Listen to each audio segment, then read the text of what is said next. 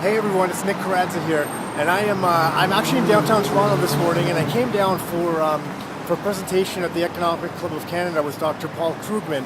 And for those of you who don't know, that he's a pretty well-read economist down in the U.S. and he's got a lot of views about the U.S. economy, as do all economists right now.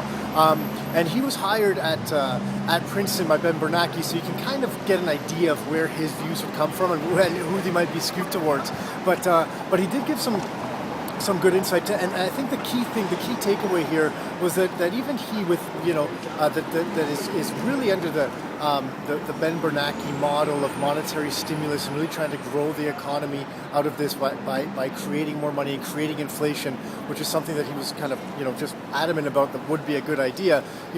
Didn't mention anything about it really hurting people that are saving money, but there's an opportunity here for everyone, because he did mention that he agrees with a lot of the things that we were looking to with our economic update, that this looks like a prolonged period of slow growth in the U.S. And with that prolonged period of slow growth, the chances of leaving interest rates very low are really good. And Canada generally has to follow the U.S. interest rate guidelines for a bunch of different reasons. If you look back on history, they historically have.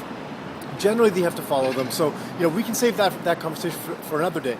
But if we look at the U.S. rates as being low and thinking the Canadian rates are going to stay low as well, and if you look at historically what's happened, not even historically, over the last couple of years, these interest rate hikes that people talk about keep getting pushed off. They keep getting pushed a little bit more.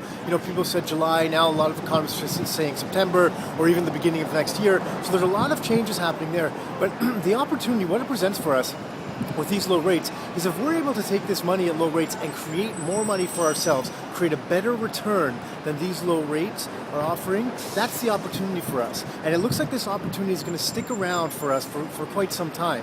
So there's a really big opportunity that can be sitting right in front of us. Now here's the downfall, because there is a chance that a lot of people will start taking this money, and what they'll do is they'll start renovating their house, or just buying a boat or buying a car and doing things like that, right? And renovating their house with the right renovations might not necessarily be a bad thing, but there are kind of frivolous renovations you can do as well.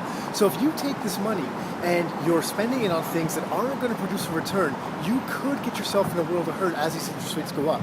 But with all these numbers coming about Canadian household debt and these debt levels, they aren't necessarily a bad thing if you're using that money wisely to create a greater return than what you're lending on. It's basic math, right? But a lot of people aren't doing that.